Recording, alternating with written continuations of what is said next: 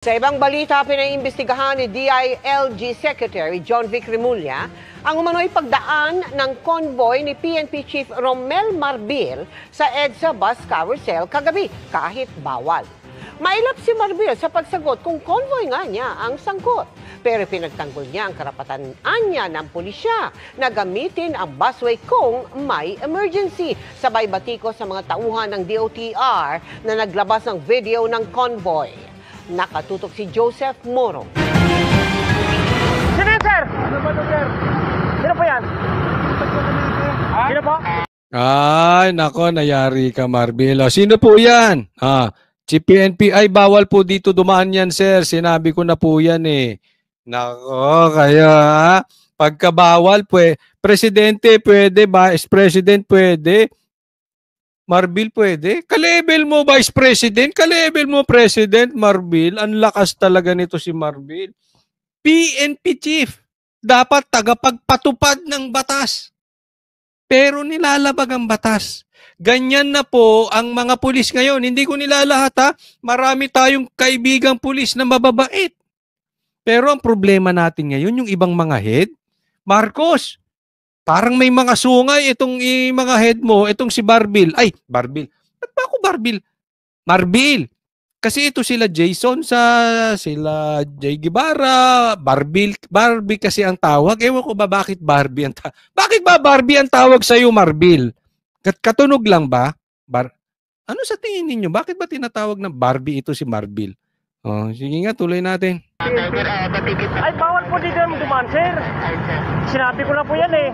Ang PNP chief mismo ang sakay ng sinitang convoy ayon sa kausap ng tauhan ng DOTR Special Action and Intelligence Committee for Transportation o SAIC nang sitahin sila sa pagdaan sa EDSA busway sa bahagi ng Ortigas.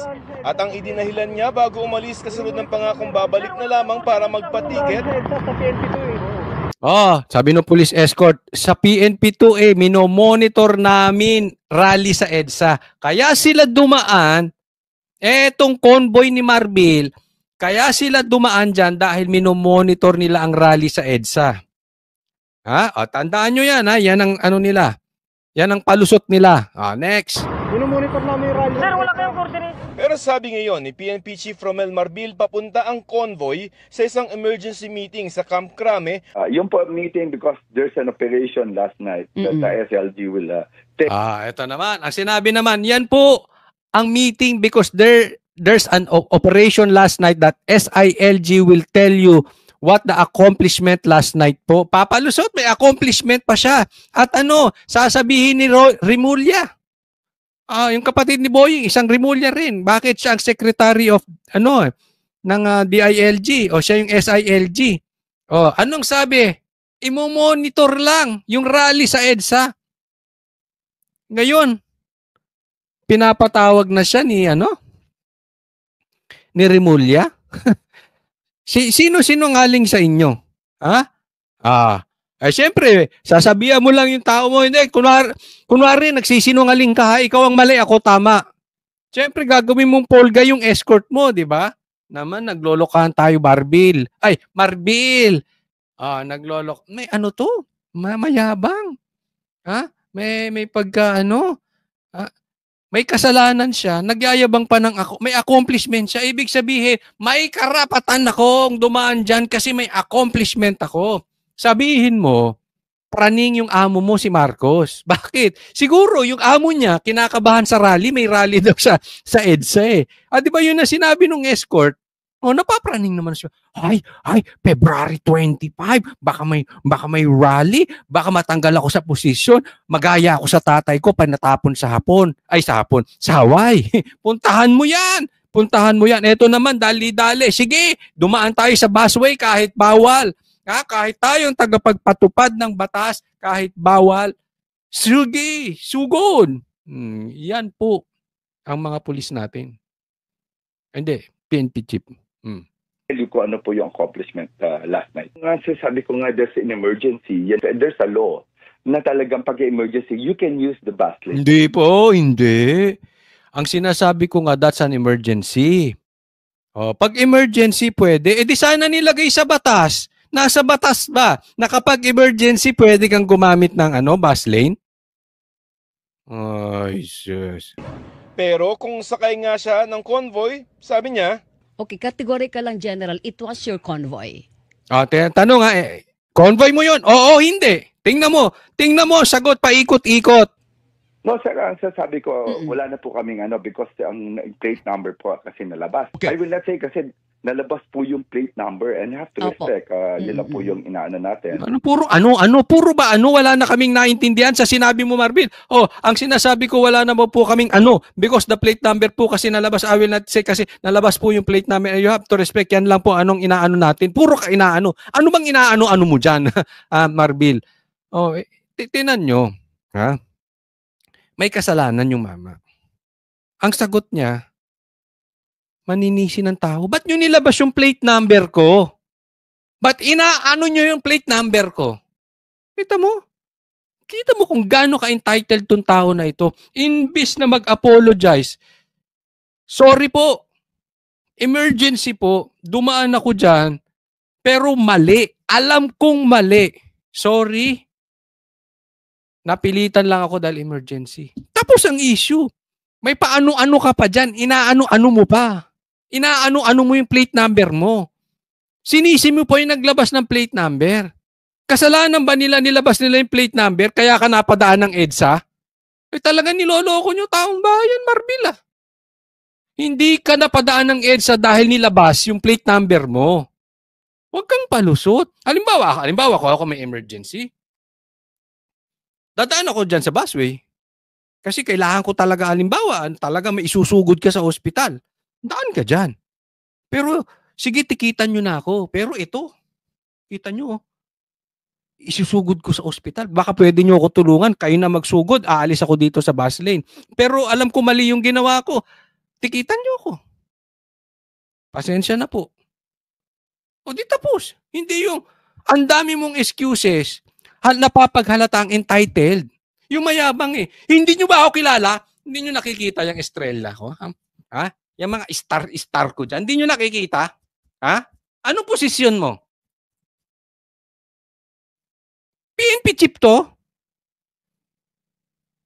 Entitled yung tao. Pinapakita niya rito, entitled siya. Ganyan po ang mga bata mo, Marcos. Tapos ang lalakas nyo magsalita na kunwari para kayo kaayusan. Marcos, di mo nga maayos yung mga tao mo. inulit-ulit niya ang di dapat anya pagsasapubliko ng plaka. Let's come up with a protocol kasi hindi ka pwede maglabas ng plate number. That's a privacy po. Hindi ka dapat magpahiya. Wala naman pong pinatay ito. But of course, di ba? Hindi pahiyaan itong paggamit ng Kaya, Puro ka Ano ba talaga?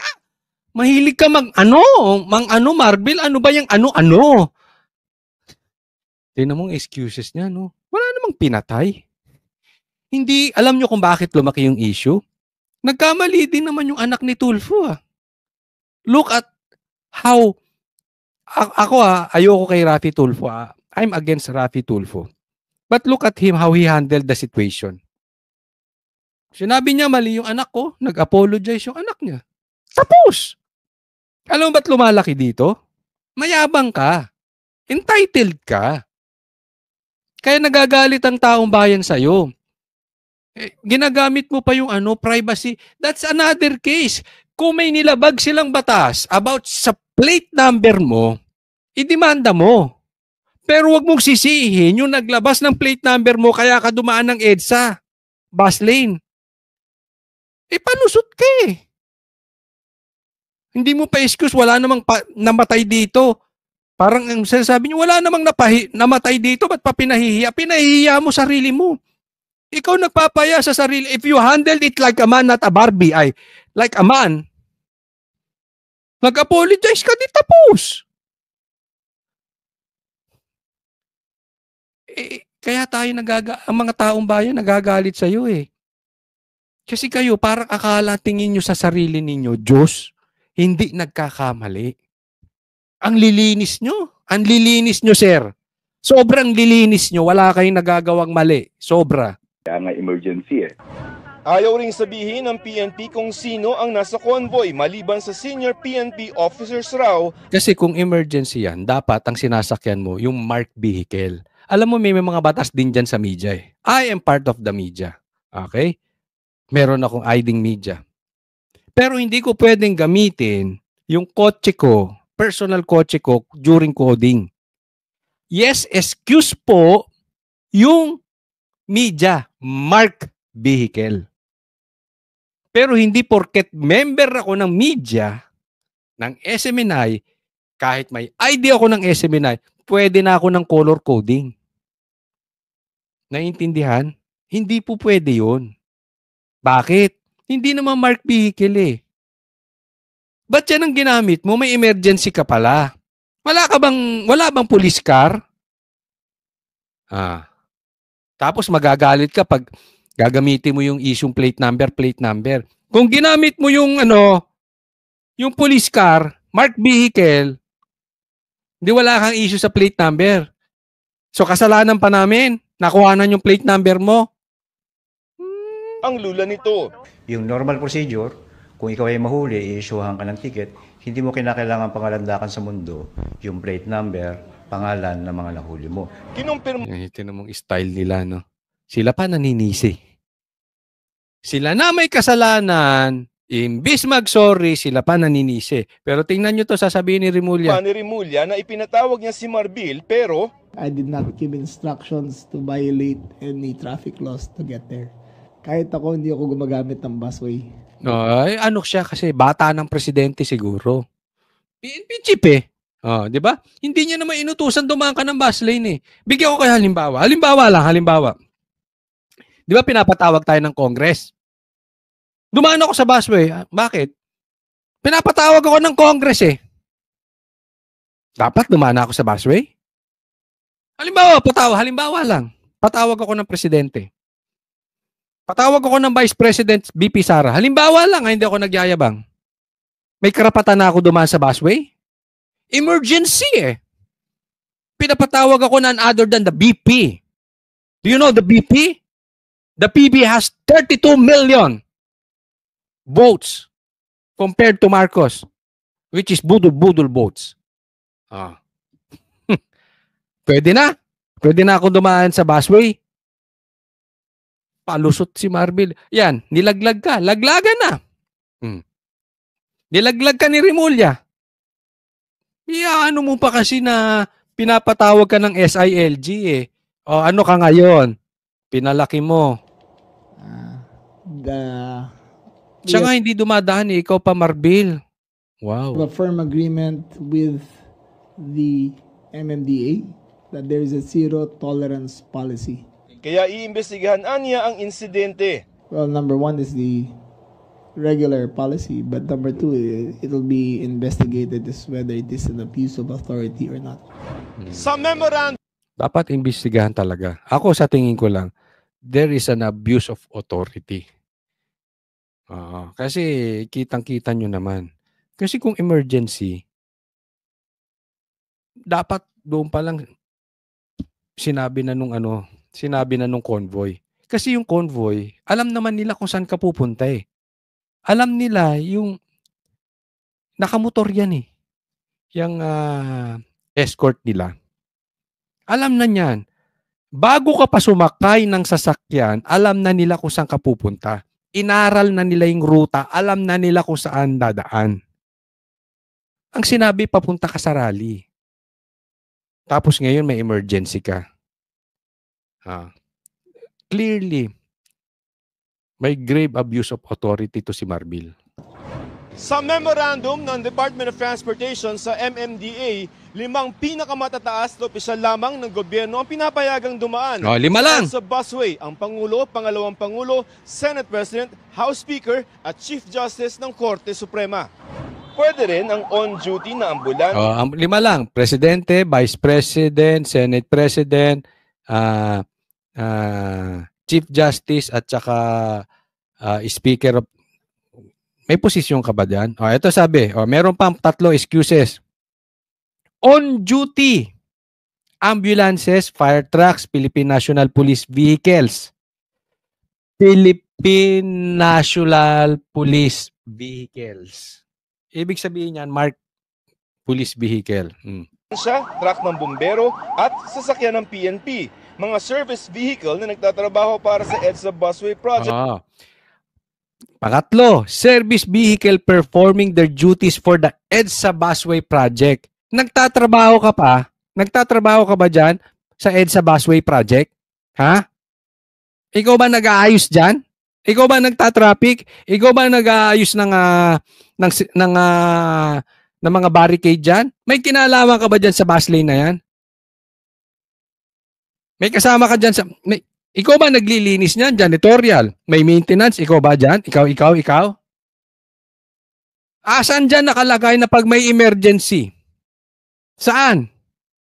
Saan nakalagay dyan na pag pinatawag ka ni Remulla o ng SILG, pwede kang dumaan sa busway? Saan dyan? Sige. Saan nakalagay dyan na pag kinuha yung plaka mo at pinahiya yung plaka mo, pwede kang dumaan sa busway? Saan? Binabarbie mo kami. At syempre, mga bus na otorisado roon ng LTFRB. Makikipag-usap uli ang PNP at DOTR para pag-usapan na baka sakali magkaroon ng leeway yung mga emergency unit na nagre-responde upang mapagbigyan ng paggamit for as long as merong mga uniform personnel. Di ba? At tingnan mo yung sinasabi, siya kanya mismo, baka magkaroon ng leeway. Kung emergency at merong uniform men. Sa kanya na nanggagaling, wala. Sa ngayon, wala pa. Baka naman pwedeng magkaroon ng leeway. So sa susunod yon. Kaya lang nalabag na yung batas eh. Di ba? Pati itong mama na ito, si Sir, nilaglag niya si ano. Sa madaling salita, walang batas na pwede ang PNP chief dahil may emergency. Hiningan pa namin ng pahayag si Transportation Secretary Vince Dizon, dati na rin sinabi ng SAIC na ang pagvideo at pagsasapubliko ng operasyon ay para masigurong walang pag-abusong nagaganap. Para sa GMA... Alam mo, ako tama, dapat lang yun. Dapat na isa publiko yan. Kasi pwedeng abusuhin yan eh. Yung mga nahuhuli yung matataas na tao. Itry ninyo. Pag nahuli ninyo, sitahin nyo, kunan nyo, wag nyong ipahalata. Try ninyo. Tapos wag nyo munang ilabas. Aabusuhin pa kayo niyan. Pag abuso, saka nyo ilabas. Saka biglang aamoy ang mga yan. Tama yung video, protection nila yan. Dapat talaga walang video. Ay, dapat talaga may video. Alam mo, kung may issue si Marbil, hindi ko pinagtatanggol na dapat ipagkalat nga yung plate number. Hindi sa ganun. Kung may issue ka dun sa plate number, that is a different story. Ireklamo ko mo. Gusto mong ireklamo.